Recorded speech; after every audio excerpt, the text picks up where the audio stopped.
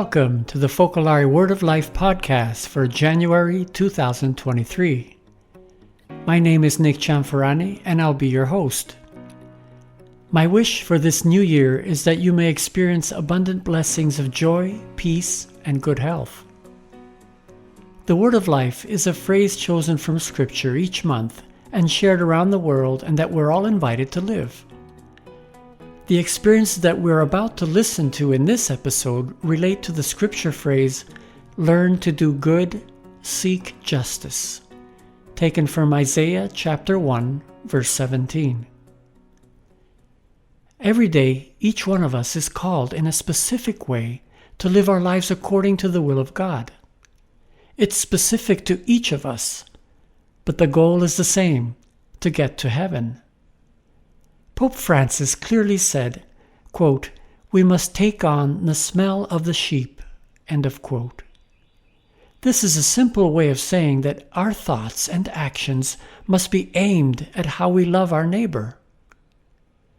Many times we look for the big and heroic ways to love those around us.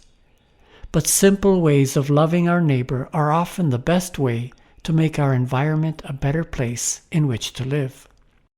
A smile, an inquiry asking how the day is going, or perhaps taking the shopping cart to the area designated for its return, out of love for the person who is collecting them, are ways of learning to do good and seeking justice for all. So let's search for those small ways to recognize each neighbor that we encounter each day. This may just be the specific plan God has for you on any given day. In today's episode, Clare DeMontier tells of her effort to do good and keep peace in the legal system as her colleague challenges her credentials. Lori Chesser, an immigration lawyer from DeMoine, Iowa, shares how she realizes that she needed to enter into the reality of her clients and understand their situation. We conclude this podcast with an enlightening experience by Joe Sopala from Austin, Texas.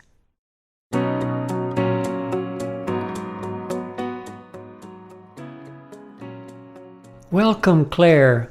We're delighted that you're able to join us today. Thank you, Nick. It's a pleasure to be here. Your experience touched me deeply, but before you share it, can you tell our listeners a little bit about yourself? Sure.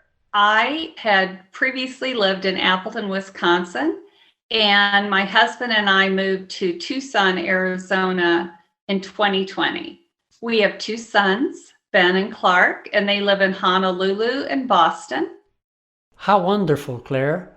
And could you now share your experience with us? I would be happy to, Nick. Thank you. In one of my cases, I was appointed guardian ad litem for two children.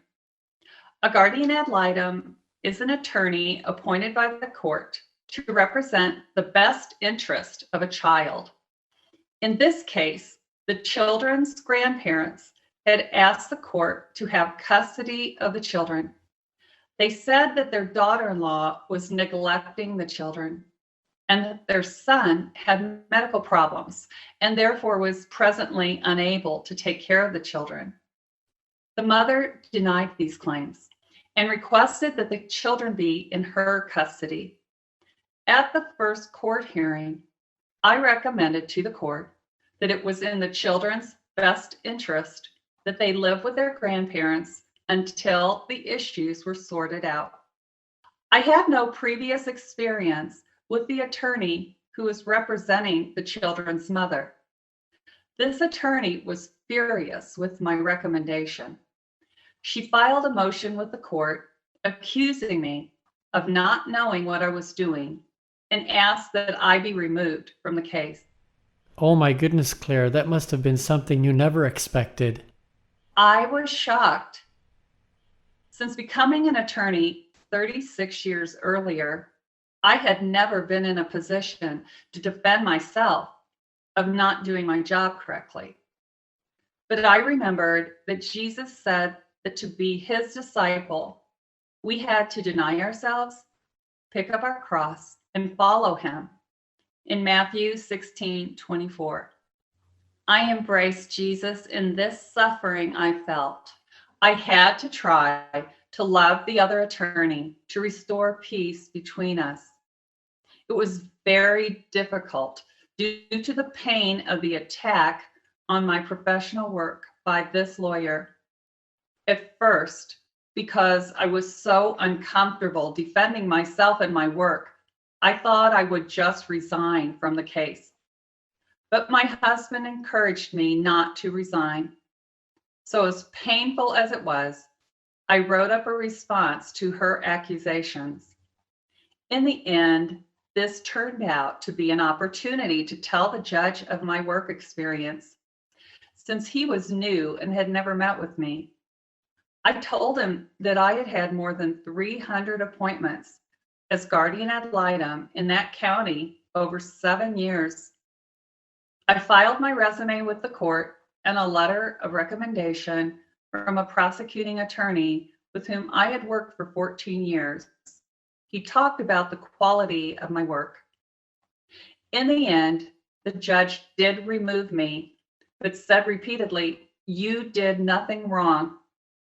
This was in itself very painful. This decision confused me. I did not expect it. The other attorney smiled broadly at the end of the hearing because she had won by having me removed from the case. I knew I would see this lawyer again in the courthouse. I resolved to forgive her and strive to start over. The next time I saw her in the courthouse, I fought against my natural reaction. I smiled and said, "Good morning." The other lawyer looked very confused by this.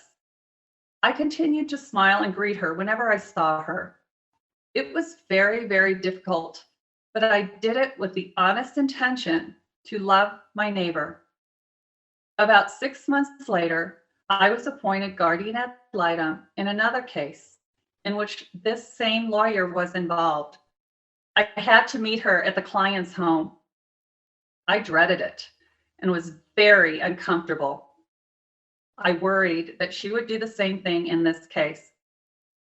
However, I was surprised. She was cordial, smiling, and respectful. We ended up having a very good, peaceful working relationship. That's such a wonderful conclusion to your efforts to love, Claire. It was also nice to see how your husband was helpful and encouraging. He was absolutely right. And it was hard, but I'm so grateful to him because for the rest of my life, I would have felt bad about the whole thing. Thanks again, Claire, for joining us. It was a pleasure having you. And thank you for letting me share this experience.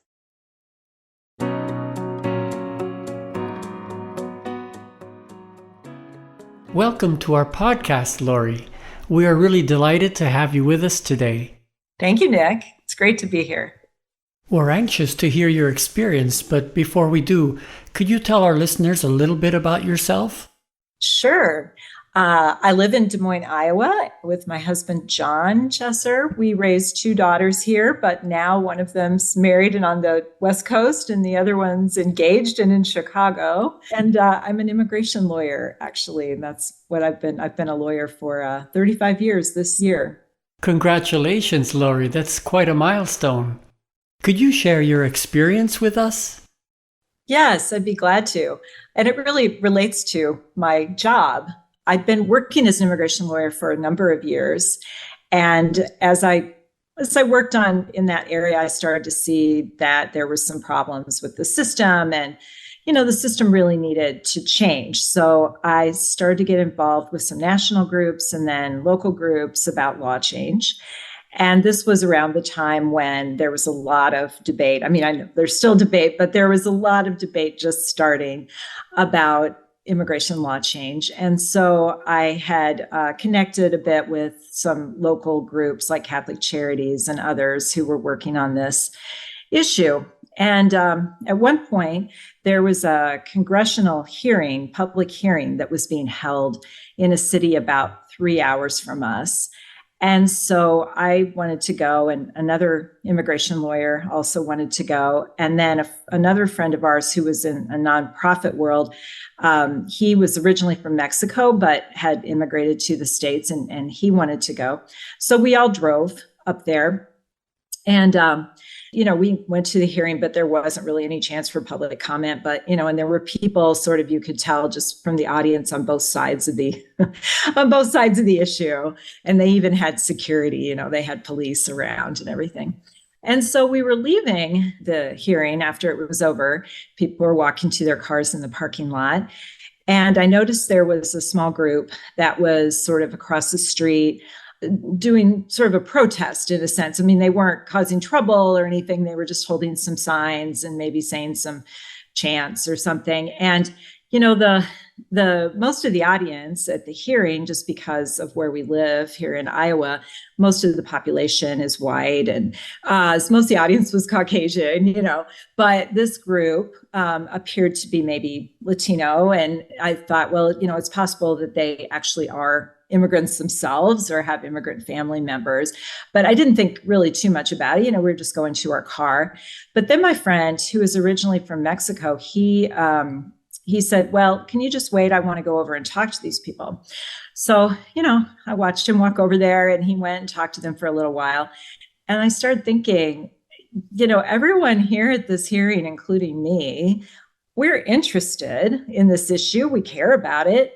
It's my work and everything. But the people that he was talking to, if I was right about them being immigrants, they were actually really invested in this issue. I mean, this was their life or their family's life. And I realized that I shouldn't just be an observer, and also my friend thought I'm not really being with him if I just stand there and kind of watch. And so I thought, I think I have to cross the street and go over and join them. So I made that decision, and I walked across the street, and I just stood there with them and watched the other people go by and look at us. And, I think the police came over, and, I was a little nervous because I thought, well, there's police. I don't think we're doing anything wrong, but I didn't know what would happen. But police came over, I think, said, oh, make sure you're on the sidewalk or something like that, But so we stood there for a little while, and then, then we just got in our car and drove home. But I always remember that moment because it was the time when I realized that I needed to really enter into the reality of my clients and of the people I was advocating for, to get to know them, to get to understand their situation.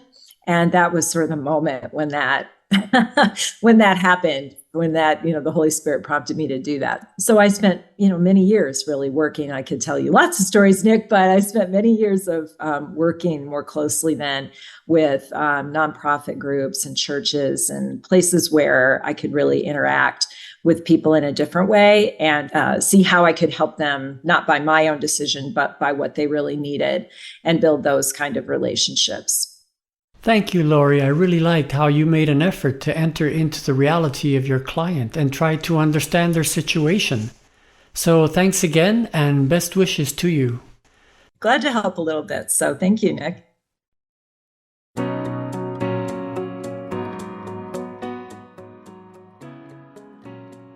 Hi, Joe. Welcome to our podcast. It's nice to have you with us today. Oh, yeah. It's really great being here. Thanks for having me. Joe, I know that you're an avid musician and that you spent a number of years touring with the Focolare's International Performing Arts Group, Gen Rosso. What was that like? Yeah, I don't know what an avid musician is, but I'm telling you, touring with Gen Rosso for so many years was an absolutely incredible experience. Wonderful, Joe. Yes, I know what that's like, having had the opportunity to spend a couple of years with them myself. So before sharing your experience, Joe, can you tell us a little bit about yourself? I consider myself a very lucky guy. I have a beautiful wife, 3 beautiful kids, 3 crazy dogs. Austin, Texas is a great town. It's a lot of fun, good people, a lot of good music. My wife, Sara Allegri, is a Pilates trainer, and we have a very successful Pilates studio, thanks to her. My kids are all doing well in school. I have a daughter on the varsity basketball team. My son's playing hockey. And my younger son, my youngest, he's very creative, loves to build things. He's my little scientist. Profession-wise, officially I am a teacher. I'm often teaching Pilates and helping people build their core so they can get their backs back in shape. Thanks, Joe. It sounds like things are going pretty well there in Austin. We're all anxious now to hear your experience. Yeah, I was raised on the border of an African-American ghetto in Chicago, a city with a long troubled history of racism. There was a strong contrast between the love and unity I felt in my family and the hate and division I lived on the streets. Most of the times, I felt like I was living in two worlds. That must have been quite something, Joe. What were some of the challenges that you faced? Yeah, every day was a challenge. I never knew if I was going to come back home all in one piece when I left for school in the morning. Dodging stones, bottles, even verbal threats from the neighborhood kids. Honestly, I never thought about why my parents made the decision to move into this neighborhood. But that didn't matter. I was raised as a Catholic by very devout Catholic parents who taught us that God loved everyone with no discrimination, and so should we. Little by little, as weeks turned into months and months turned into years, locals got the idea that we weren't leaving anytime soon, and we slowly became part of the streets, so to speak, talking, walking, dressing like everyone else. Gandhi put it nicely. He says, first they ignore you, then they laugh at you, then they fight you, then you win. Mahatma Gandhi. That guy was cool. In a song called Neon Lights, and there's a part that goes, the world is my library and my life is an open book. I got no more shelves to lay upon, all the life my city took. Great white is on the scent before it takes its prey. It's gonna take a little more to catch me, baby. I'm a runaway. I guess that was just my way of saying that it's not gonna be so easy to get rid of me, because I wasn't going anywhere. And I felt like I was at home. Felt like God put me there for a reason. And I guess we were going to discover that together. Joe, were you able to do anything that could help you integrate into the neighborhood? With a group of friends, we organized basketball games, soup kitchens for the homeless, and other activities which really dug us deep into the community. We were always around people in need, and were constantly bombarded with praise for the good we were doing. And as a result, we had an even deeper sense of belonging. One night, though, after school, my brother and I were waiting for the bus in a pretty sketchy part of town, and it was getting dark. We both knew something was about to go down when we saw a couple hooded figures coming up at us from both sides. We know the routine. You say hello, apologize that we can't help you because we only have change for the bus. And right before things got really ugly, one of these gangsters looks up at me and says, "Hey, look, it's Larry and Joey from middle school. Oh man, leave these two alone, they're cool." We look at each other in relief, laughed the stress off a little, got on the bus, and made it home safe. I guess it paid off, respecting others and learning to do good, seek justice, relieve the oppressed, because it left a seed of love that was still inside this kid's heart and made him change his mind about robbing us and doing wrong. Some call it karma, but I call it God's reciprocal love from learning to do good. Boy, you had me worried there for a moment, Joe. But yes, I'm a firm believer that when we do good, we often receive good in return. So thanks for joining us today, and thanks for sharing your experience. It's my pleasure. Take care. Joe's new single, entitled Neon Lights, will be available soon on all the major music platforms. Just search for Joe Sopala on Spotify, DistroKid, Pandora, Amazon Music, YouTube, and iTunes, and enjoy the song.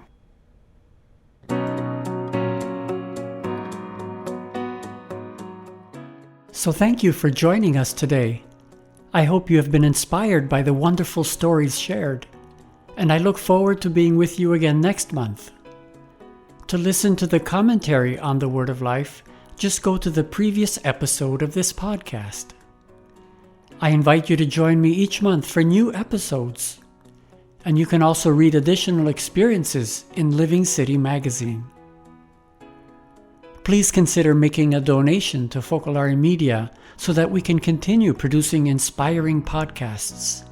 Visit give.focolare.us. That is give.focolare.us. And look for the Focolare Media tab. Thank you in advance for your support. Bye for now, and God bless. The Word of Life is translated into approximately 90 different languages and dialects, reaching millions worldwide through print, radio, TV, and other media. There are special versions for children and teens as well, which you can find at livingcitymagazine.com. This podcast has been brought to you by Focolare Media.